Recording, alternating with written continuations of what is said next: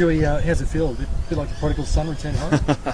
No, it's nice to be home, mate. I've spent a long time away, and I've enjoyed my time. I served the purpose going away. My wife, being English, so we spent the last 8 years living in England, but the last 3 of that I've been with Sri Lanka for 2 years and Bangladesh for 10 months, and to come home, it's been a long time coming, but thoroughly enjoying it so far. Does it feel like you're home to stay now? You're going to apply your trade for the rest of the time here?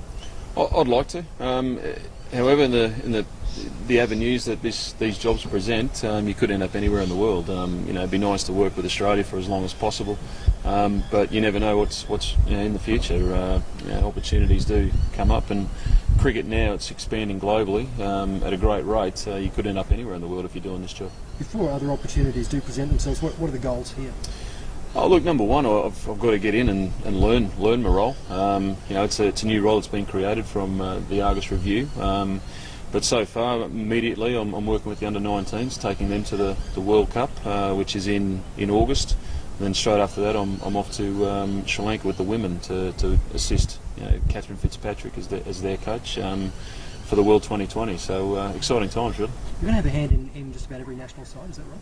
Yeah, I'll be working closely with obviously the AIS intake, the under-19s initially, the A team that go to England as well, and then the women who come in just before the World 2020. The big boys, they're in England at this stage. They go straight to Pakistan, I believe, and then off to the T20 World Cup. But may not work with the number one team until our summer out here. But having a hand in what goes on with Australian cricket at close quarters is opportunity I can't say no to. When the number one team is here in preparation for the first test, what will your role be with them? I'd have to see what Mickey and JL want me to get on with. Obviously I've got a batting slant on what happens here at the Centre of Excellence, so I have to sit down and talk with both Mickey and JL to work out exactly what they want me to do, but just to provide knowledge and understanding of players. It's pretty simple role. Can be complicated if you overcomplicate things, but just to work on batting techniques and different things like that. So it's all good. What sort of lessons can you bring from your work overseas? What sort of lessons can Australia learn? Well, a lot of players suffer going to the subcontinent, and generally it's not a cricket thing. It's a mental thing. It's a tough tour. If you're there for a long period of time, it's very tough to get used to the culture, the way things are done. So, to have an understanding of that, having lived there and knowing the culture inside and out, hopefully you can pass that information on to the players, and it'll free their minds up to play good cricket. Is there a solution? Like the guys are in the UK at the moment, and even cricket lovers at various stages of the 12 months since we've had enough cricket. Is there another series happening? And so the interest that might have been there, say, 5 or 10 years ago from the Australian team in England, probably not quite there.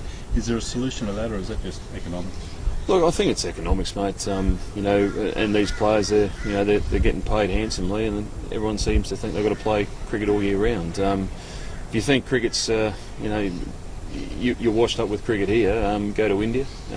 Every channel's got cricket on all year round. The England team, they probably play more international cricket than any other team in the world. So, here the boys, they do get a period of time off.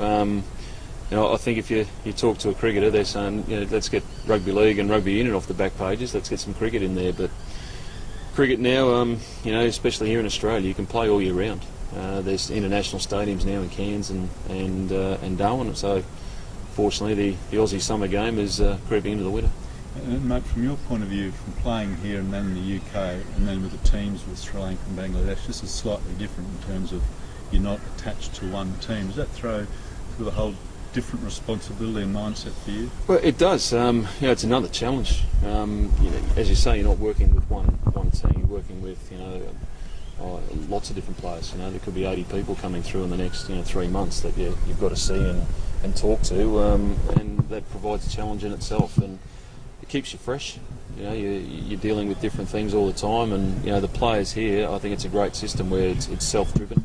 They've got ownership over what they want to achieve in their time here, and I think that it can only come from the player. We can only tell them so much. If they don't want to do it, it's no point doing it. But if they write it down and they say that they want to, this is what they're up to, we just got to facilitate what they need. I remember sort of having a chat with you at the cricket sort of 100 years ago and you were wondering what you're going to do, having done the 8 years you've done, does that sort of fit that bill that I don't know if you remember the conversation, but I mean, it's clearly been an interesting 8 years. Do you think you've gone as far as you wanted to? Oh, you mean in a cricket sense, playing? Yeah. Look, no, obviously not. I would have loved to have played more for my country. I think everyone does. But however, when I realised that ship had sailed, I made every post, to make sure that I'd finished the first class scene. Well-respected cricket, and I think I achieved that. I don't think I could have achieved too much more in my time in first-class cricket. But to work seamlessly now into or get integrated into a coaching role, which was more of a mentoring role with Sri Lanka initially. I'm starting to learn what this is all about. I'm not up to speed at this stage, but I'm sure these things take time, and once I get involved with the systems here, should be starting to become more clear. Yeah, I guess that's sort of what I meant in terms of the coaching stuff. The education that you've had in the last 3 or 4 years, couldn't have got it elsewhere. The fact that you're in the subcontinent, different cultures, different everything else. Definitely, mate. And the struggles in life that goes on over there, it's completely different. It makes you appreciate what you got back home. And even living in the UK, this is a winter's day here. This is the hottest day I've had for, if you're talking English conditions, the hottest day I've had for 10 years. So, it has set me up very well to understand. And I think the trials and tribulations I had in my career with, national selection and whatever, I think I can sympathise with the players in this part of the world in these, phases of their career as well, in and out of teams. I can relate to them very well and pass on a bit of knowledge. Stuart, you talk about potential future avenues beyond here.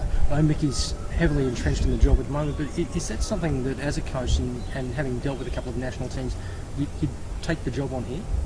Yeah, mate, you always dream of either playing or working with or representing your country, and to do it as a player is one thing, but if you really do get into the bug of wanting to be the head coach, the next best thing is to coach your national team. And so it is a goal, but I'm not expecting that in the next 5 years, 10 years. It's a long process to get to that stage.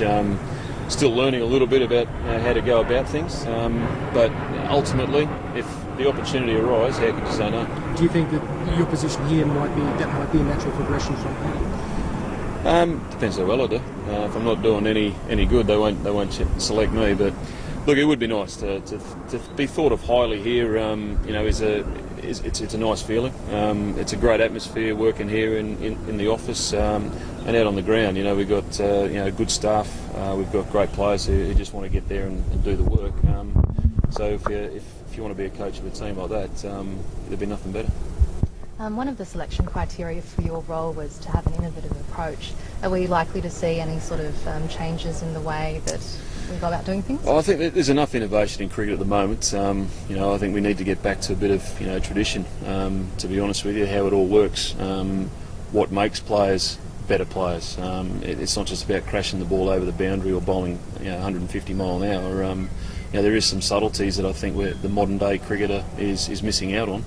If we can produce those sorts of cricketers again, and with the programs they're on here, the strength will always be there to crash the ball or bowl the ball fast. If we can add something else to when that sort of game isn't working, they'll become more rounded players and better players. And what do you see as being one of Australia's, what's the biggest weakness in Australia, and what would you be hoping to address as a priority? Look, at the moment everyone's talking about the batting isn't probably a strength or the strength that it has been in recent years, but you've got to gauge that on what Australian cricket have achieved over the last 15, 20 years. It's a hell of a thing to keep up. But these guys, I know that they're working hard. They're tireless in wanting to create perfection. Bit difficult to create perfection. You're not really going to get it in a game of cricket, but the closer we can get to that, the better. Is finding a replacement for Shane Warne, developing wrist spinners, is that one of your priorities? Oh look, you'll never find another Shane Warne.